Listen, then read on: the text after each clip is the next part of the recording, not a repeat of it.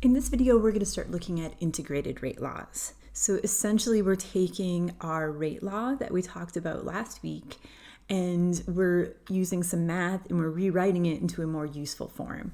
So integrated rate laws. So what this is going to be a concentration time equation.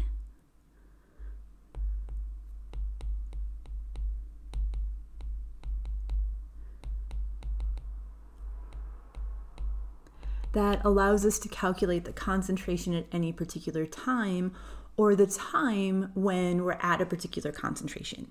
The other methods that we've used for calculating rates only involved concentration. We're going to actually be able to solve for time also using this one. So we can calculate the concentration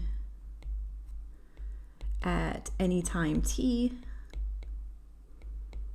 Remember, that was if we wanted our rate at any time t, right? That was our instantaneous rate. It was the slope to a tangent line, right, at that particular time. If we want the concentration at that particular time, we can use our integrated rate law to do that. We can calculate the fraction that remains.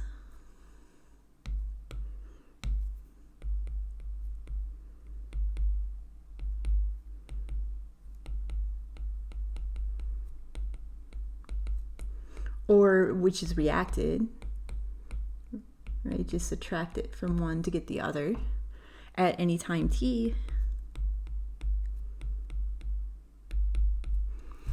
We can also calculate the time required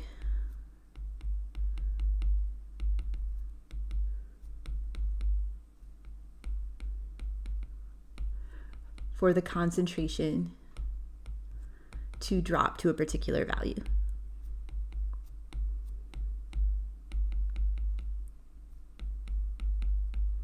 So we're going to go through and look at integrated rate laws for first order, second order, and then I'm going to throw in zero order also.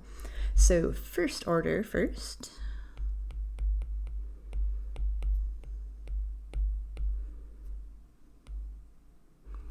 So with first order, and I'm just going to use a generic A moles of A going to my products. Remember, whenever we write our rate laws, it's always in terms of reactants and not products. If I was to write my rate expression for this using only my reactant, I'm going to have my change in concentration of A over my change in time, and then because it's a reactant, I do have that negative sign in front of it. If I wanted to write the rate law for it, right, rate equals K, which we already have written here, or sorry, rate equals, which we already have here, so I need the K, and then because it's first order, it's just going to be the concentration of A raised to the first power, right? Remember, our exponents tell us the order of our reaction. If I had it raised to the second power, it would be a second order reaction. So this would be my rate. Then through the power of math, right, using a little bit of calculus, we end up with our integrated rate law.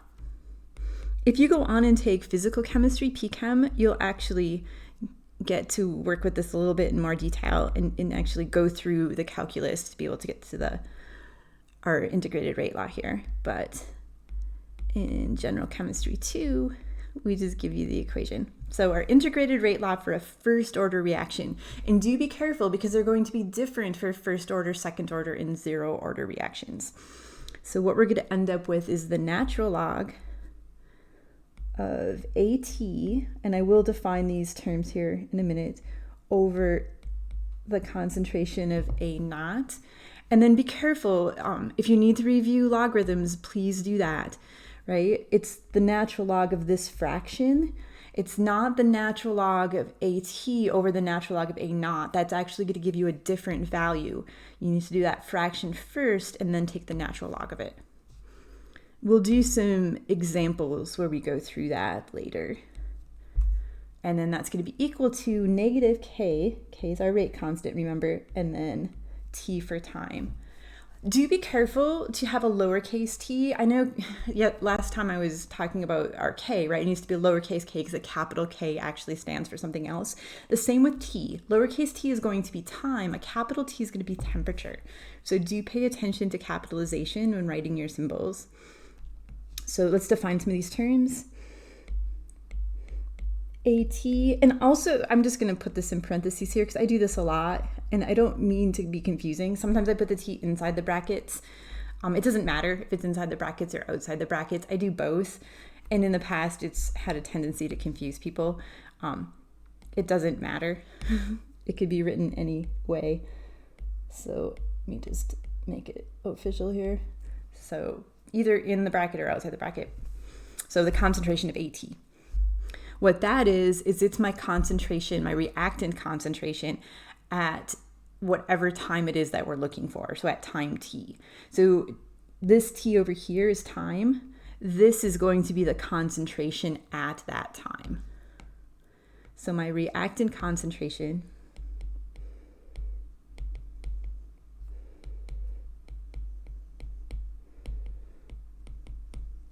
at time t. A naught is my initial concentration. And again, sometimes I put it inside. I guess we'll stick to the same order. This is really how random I am when I do it. A naught or A naught. Either way, it's the same thing, concentration of A naught. What that is it's my concentration at time 0. So it's my initial concentration. So reactant concentration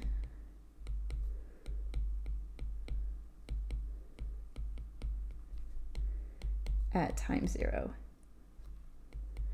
Remember, if we're talking about our rate at time 0, it's our initial rate. So what is the concentration initially, right? What is my concentration before we started reacting? So at time 0. If I was to make the fraction of those two, like I have above, right? If I have AT over A naught, right? That is the fraction that remains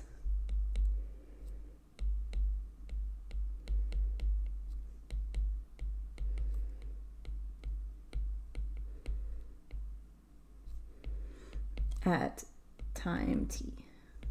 So whatever that time happens to be, and I guess to be complete, we should put that in the list. T is equal to time. So if I wanted to know what's the concentration after 30 seconds, t is going to be 30 seconds. So whatever that time happens to be. So our integrated rate law here, let's put a box around it. And again, please be really clear that this is for a first order reaction. Let's actually add that.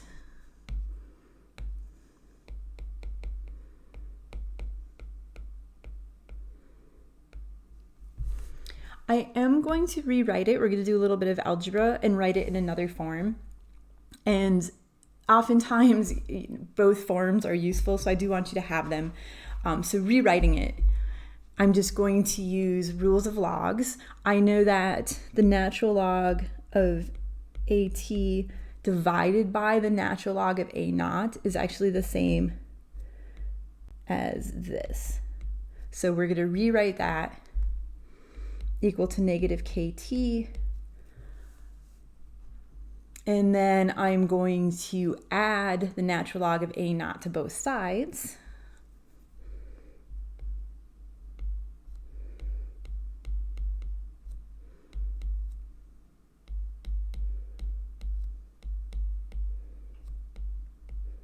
And this gives us our other form. And why this one's important is it's in slope-intercept form, right? It gives us the equation of our line. If I was to graph y, right? If I was to graph my natural log of my concentration at time t versus time is x, our slope is actually going to be our rate constant. The slope comes out negative, and then it's the negative of the rate constant. Our constant does need to be a positive value. Our y-intercept then being the natural log of A naught. So do know this also.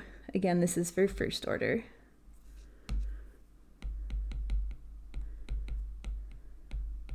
So if I was to graph the natural log of my concentration versus time, we're actually going to end up with a straight line. I'm going to put my y-intercept on here with a negative slope. So my slope is going to be negative k. And then my y-intercept here is the natural log of A naught.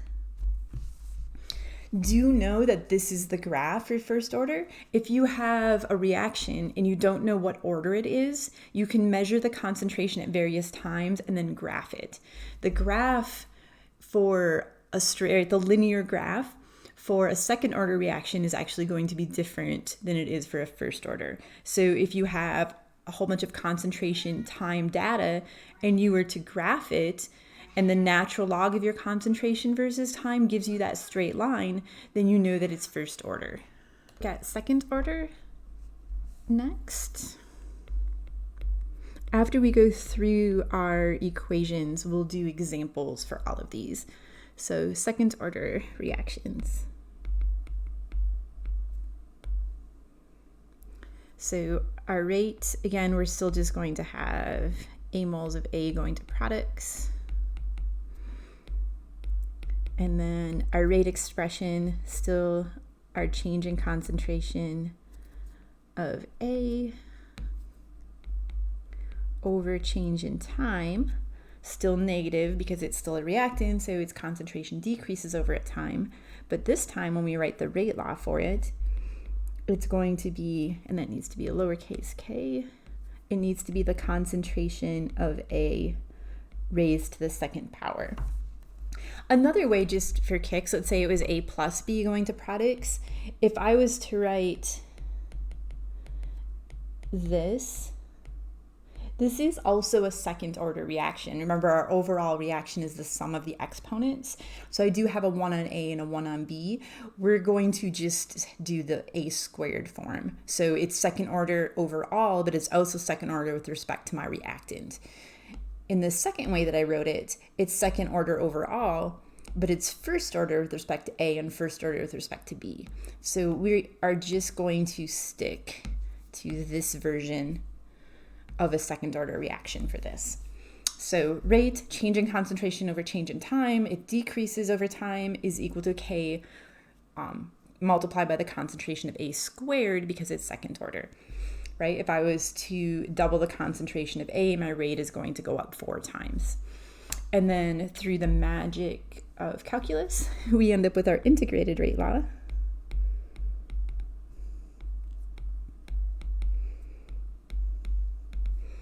I have 1 over AT.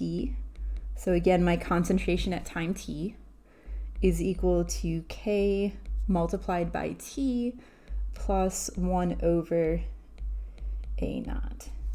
And this one is already in slope-intercept form. So y is equal to mx plus b. So if I had a whole bunch of time temperature data and I was to graph 1 over my concentration versus time and I get a straight line, it's going to be a second order reaction. If it was first order and I graphed this 1 over concentration versus time, it would not be straight. So again, we can tell if something's first or second order as to which graph gives us the straight line. If natural log of A, concentration of A versus T gives us a straight line, it's first order. If 1 over the concentration at time t versus time gives us a straight line, it's second order. So this is going to be my integrated rate law for a second order reaction. Let's sketch that graph. The other thing that's important to note is my slope is a positive value. When we looked at first order, it was negative k. Here's a positive k. So we're going to graph, that's a horrible straight line. We're going to graph 1 over my concentration at time t versus time. And I'm going to get a straight line with a positive slope. So my slope is equal to k. My y-intercept here is 1 over my initial 1 over my initial concentration. So do be careful. The back of your periodic table, your equation sheets that you're allowed to have on tests and quizzes do have these equations on them. You're not expected to memorize them, but it doesn't say which one is first order and which one is second order. And writing that on your periodic table would be cheating, so please don't do that. You are expected to know which is which. That is part of what we're testing you on.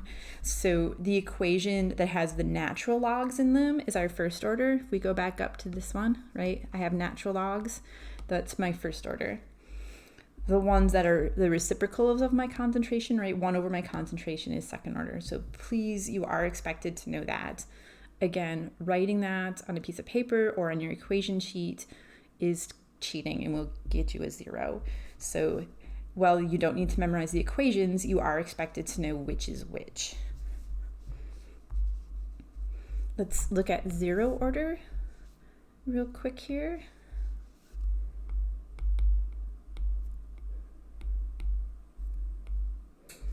So remember with 0 order, if we were to if we were to vary the concentration of our reactant, our rate does not change, right? Changing the concentration does not affect the rate. Our rate is still equal to my change in concentration over a change in time. When I write my rate law, though, this is raised to the 0 power. Essentially, we could say that this goes to 1, right? Anything raised to the 0 power is 1. And then again, a little bit of calculus, and we end up with the concentration of A naught minus the concentration of AT is equal to KT. This one, you actually get a straight line if you graph just the concentration versus time. So we do get a straight line. If we were to graph concentration versus time for a first order or second order, remember we get curved lines, right? As time goes on, my rate changes. So my rate slows down over time. If we were to graph that though for a 0 order, we do get a straight line. I'm going to go through half-lives for first and second order reactions, and we'll do some examples after that.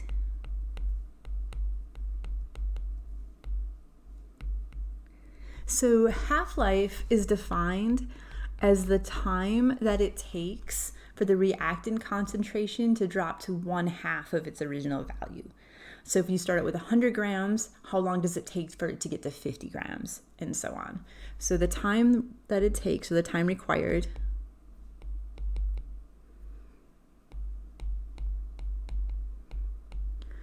for the reactant concentration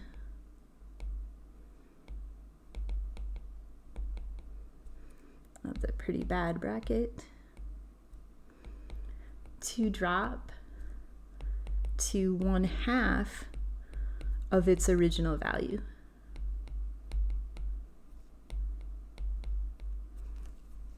And as we saw with our integrated rate laws, our half-life equations are going to be different for first order and second order. So for first order first,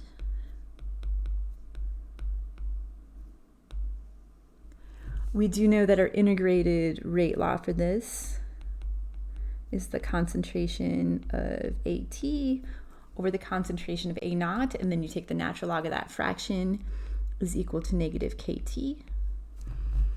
And at our half-life, T is going to be equal to T 1/2. So T 1/2, I wrote that up here, but I didn't really say anything about it, is just our abbreviation for our half-life. So what is the time, right, that it takes for my reactant concentration to decrease to 1/2 of its original value? So when T is equal to T 1/2, that fraction, remember this is the fraction that remains, is going to equal 1/2, right? Just by definition, at the half-life, that fraction is going to be 1/2. So we're going to substitute those into our integrated rate law. And I'm going to end up with the natural log of 1/2 is equal to negative K, And then instead of just T, I'm putting T1/2 there. I'm going to solve for my half-life. So that's going to be negative of the natural log of 1/2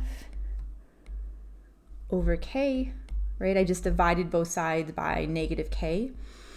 Negative natural log of 1/2, if you remember your log identities, is equal to the natural log of 2. And then it's still over K. So getting rid of the middle stuff there, my half-life for a first order reaction is the natural log of 2 over K. And then the natural log of 2 is just a number. On your equation sheet, it is written this way. Ooh, not a 0.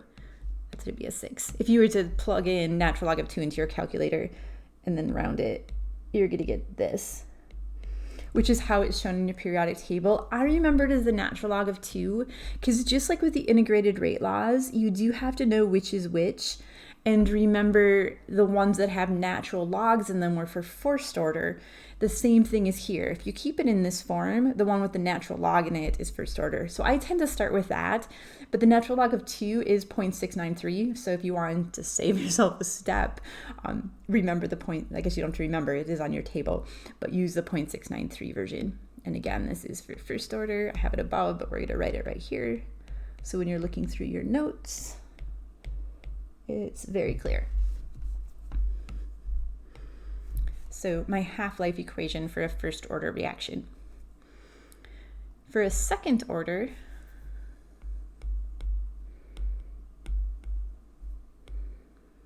same sort of idea, right? At my half-life, my concentration of AT is actually going to be A0 over 2. I don't have that equation written right into my integrated rate law, so I'm actually going to do it slightly different. So that should be 1/2 at my half-life, right? My concentration is equal to my original concentration divided by 2, right? Half-life is the time that it takes for your concentration to decrease in half. So if I was to take my initial concentration divided by 2, that is my concentration at that time. Plugging that then into my equation, remember, and let's write that down here, my equation, right, was 1 over my concentration equal to KT plus 1 over A0.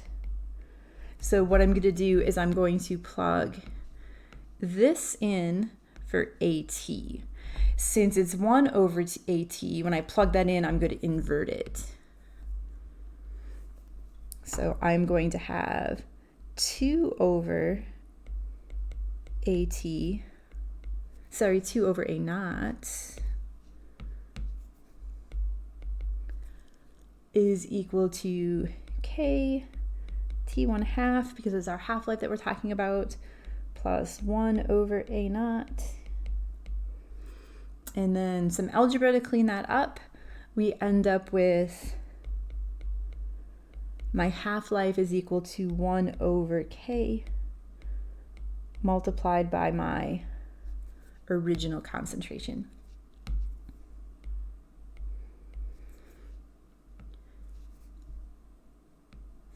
So my half-life equation for a second order reaction.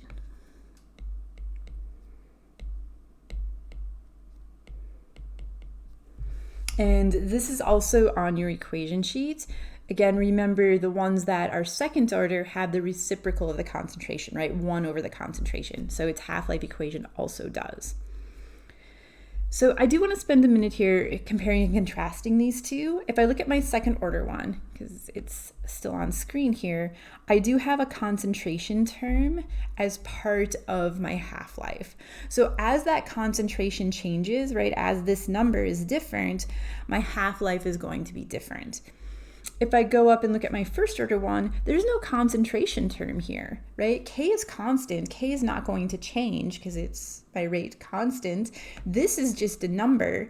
So for every single half-life that you have, it's going to be the same value. I'm just making this K look a little better. It is lowercase, but my handwriting is sometimes atrocious.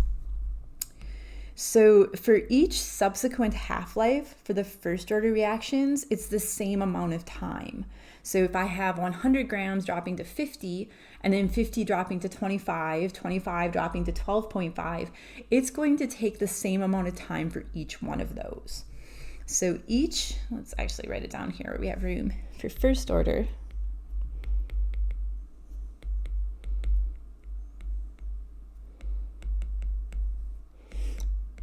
each subsequent half-life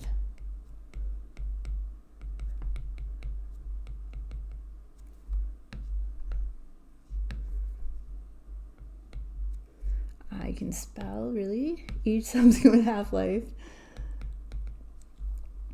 is the same, right? It is not going to change.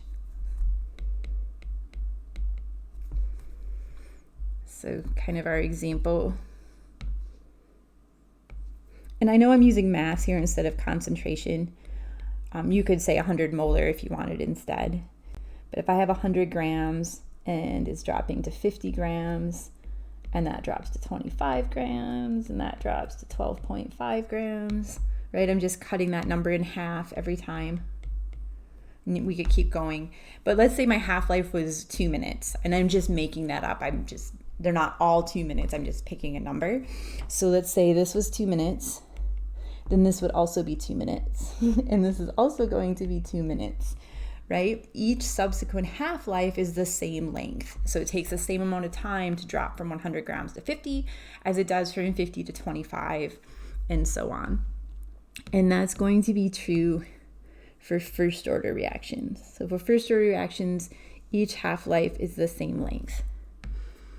Because I actually have a concentration term as part of my equation for my second order, that's not going to be true. So for second order,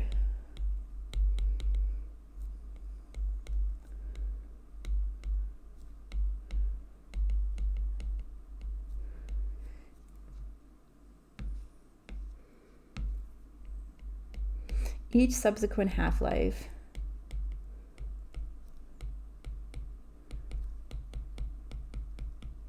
is actually twice as long, right? If I go back up and look at this equation, I will finish writing that down, but this term here, right, my concentration term is on the bottom.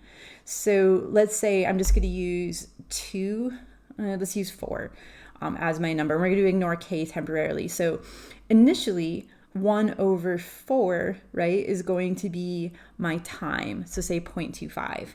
4 then decreases to 2, right? We're cutting it in half. 1/2 is 0.5, right? My time has doubled. I'm then going to drop that to 1. 1/1 is 1. So I went from 0.25 to 0.5 to 1 because my concentration term, which gets cut in half every time, is in the bottom, right? It's in the denominator. So for second order reactions, each subsequent half-life is twice as long. Don't want to be writing in my pointer. Each subsequent half-life is twice as long as the previous half-life, which I guess when I put subsequent in there should make sense. So using our same example here with the 100 grams. Wow.